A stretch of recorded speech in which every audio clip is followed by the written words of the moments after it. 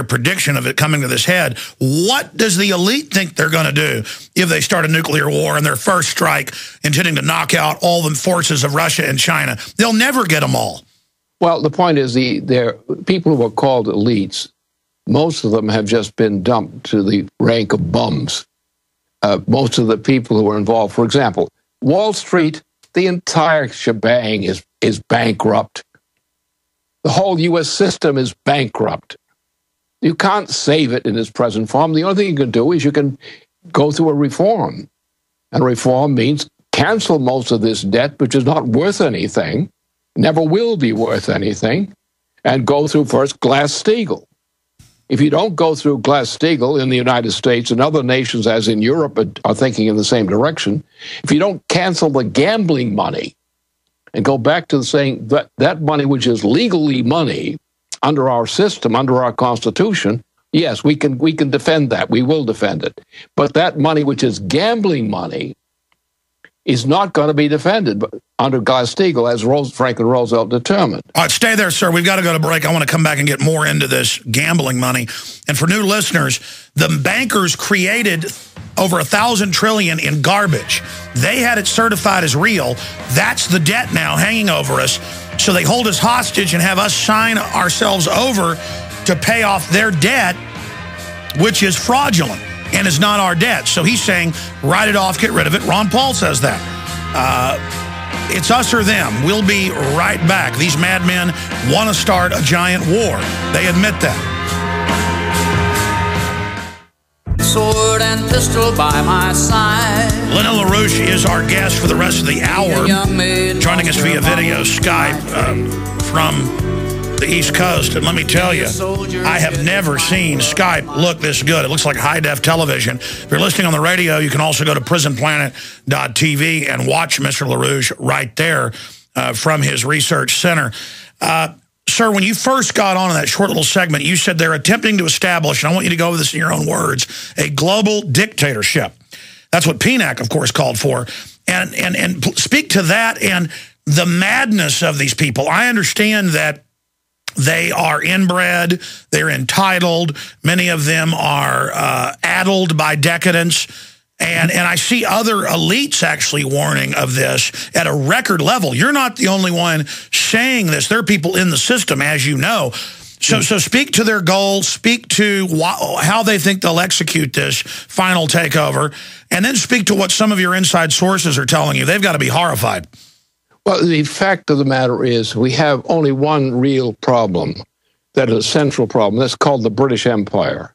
Now, the British Empire still exists. It's essentially not, it's a monarchy, yes, but the real character of the British Empire is it's a monetarist system. It's an evolution from the original Roman Empire, from the Byzantine Empire, which collapsed, from the Crusader system, which also collapsed. And now this was created as the new Venetian system in its time, which became the British Empire. But the essence of this thing is a monetarist system. And the capital of the monetarist system in the world today, largely as a result of the corruption of the United States, and our destruction of our own Constitution, essentially, the British Empire does really act as the center of the control over this planet. Sure, it's a British Empire model of crony capitalist, insider, money changer manipulation. It's not capitalism, it's gangsterism. Well, it is, but what it is actually is it's evil. It's like the Roman Empire. And we've got a president of the United States who thinks like one of the Roman emperors. But the thing is the system which this process has tried to control has reached the point that as wars have gone on, the methods of killing in warfare have been improved. We've now reached the stage that if you want to conduct a serious war on a global scale, you have to use the available weapons, which are thermonuclear weapons. So we have a small group of people.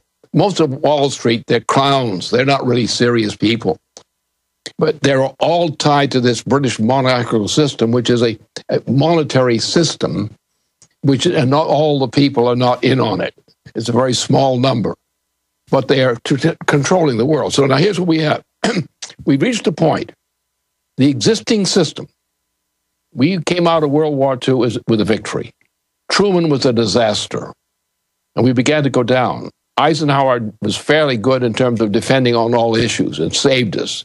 Kennedy did an excellent job as president, but they killed him. And then they killed his brother.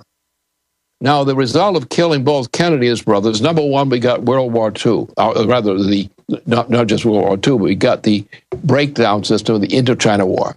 It would never have happened if Jack Kennedy had not been assassinated. Vietnam, yes. And that went on for about 10 years, when you take the whole effect of the Indochina War. The result was that everyone was scared, because the cover-up of the assassination of Kennedy, who did it, scared everybody. Then we got into a system of more wars. For example, more British wars, wars in Asia. And we had this buildup of a permanent system of warfare. And now they've run out of people to conquer. They've run up to China. They've run up to Pakistan. They've run up to Russia. And the Russians and Chinese aren't going to back off. No, Russia is the key figure in this thing, because Russia has the intellectual military outlook, which is very crucial in this kind of thing. Russia is really a leading space science nation. And we're going into space science. Mankind is, if we survive this nonsense. We're going to. But the problem, we are now at that point. The British Empire is doomed. It can no longer function on this planet in the way it has functioned. It can only function by destroying almost everybody else, or getting them to destroy each other. So that's the situation we face. And many of us know this. We know the facts. But there are reasons why various people don't talk about it, like our official military leaders who do know this. But they don't want to go through all the details. There are good reasons for that. I can speak freely.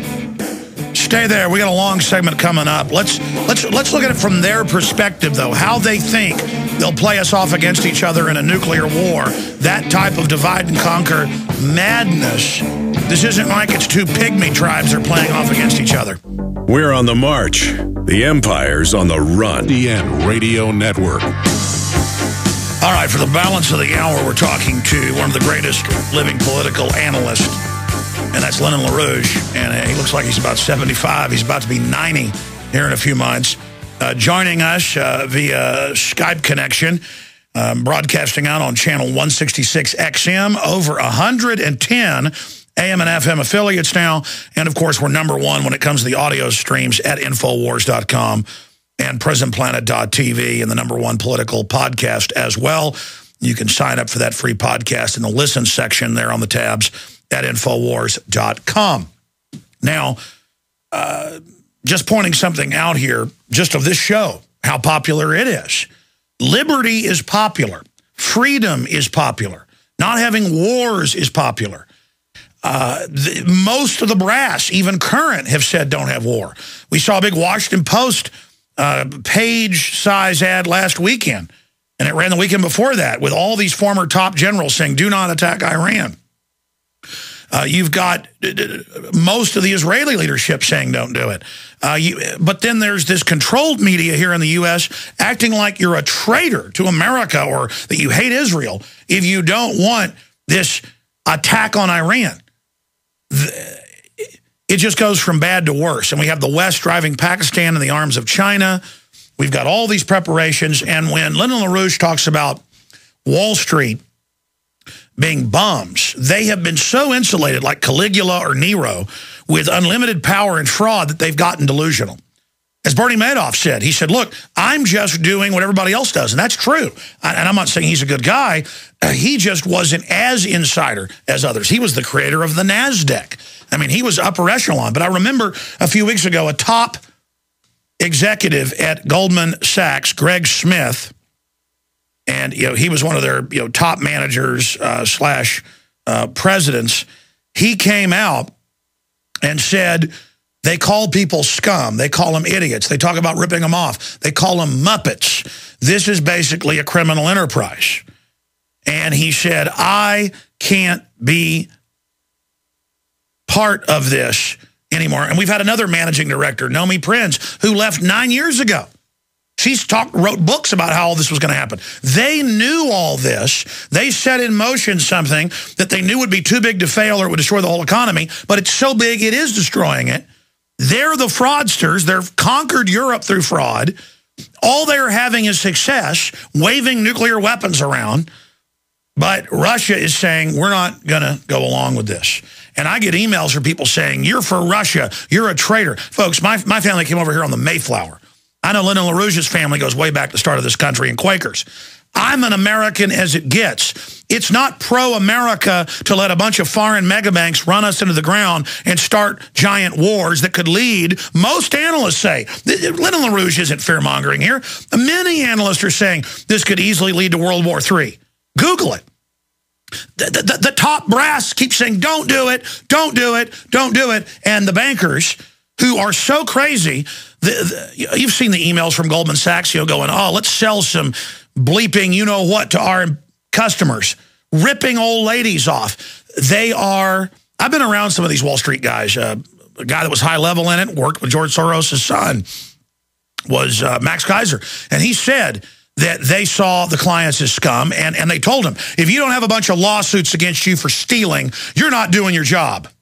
Now get in there and steal.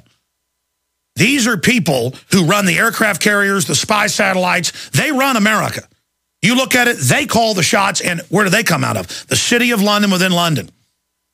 And they're dangerous. They're hubris-filled. They're mad dogs. I wouldn't be surprised if they don't make their horses consulate like Caligula. This has happened before. What do we do, Lyndon LaRouche, with the madness of these people and their crazy puppet who's on vacation half the month and running around guzzling alcohol on television every day? What do we do about a mad imperial elite? You got two things. One thing, you have to have people with guts. Number two, we do have solutions that are available to us if we want to choose them, which means you have to mobilize the American people to recognize not what's wrong. That's important to consider. But when you see how wrong it is, you have to say, wait a minute, what then is right? Now, we could solve this problem if we could get the right person in as president during these months right now. First of all, Glass-Steagall. Kill off the speculation. Yes, they're going to go bankrupt, but they already are bankrupt. So you're not taking anything away from them that they have, that's theirs. They've been taking it from you. So what you have to do, you have to get Glass-Steagall first. That has to be done almost immediately. That would stop the bleeding. But it wouldn't solve the problem. We have to go to another step. We have to tell Andrew Jackson made a terrible mistake when he canceled the original system, constitutional system of banking of the United States. And if we go back to that kind of system today, which is by a declaration of government. But he was afraid it would be taken over by private interest, but instead we got the thing that's even worse. We got a foreign central bank. Oh, Jackson was a part of the international interest ripping us off. Really? Yeah, he was. Yeah, you take his successor, and you took it, the guy who really created him, the British spy, who did more of the dirty work against the United States in those early days than anyone else. But so that you had a ripoff of the United States, the principles of Alexander Hamilton on banking, on national banking, that principle on federal credit, that principle applied now to supplement Glass-Steagall would in itself and by itself lead to a cessation of this inflation. And Lincoln did that, so did Kennedy, started it. That's right. And when they killed Kennedy and got by with it and then killed his brother, Bob, and brought in you-know-whom, we started on the road all the way down. And we've been sliding down ever since. And therefore, if we would return to those principles which are our Constitution, or the actual Constitution, our actual intention, and would do it today, or start doing it today in terms of getting these bums who are not qualified for president, who can't do this kind of job, get them all out of the But that's machine. common sense to get Glass-Steagall back in place. They're not even really discussing it. A few Congress people have tried, and then they've gotten run out of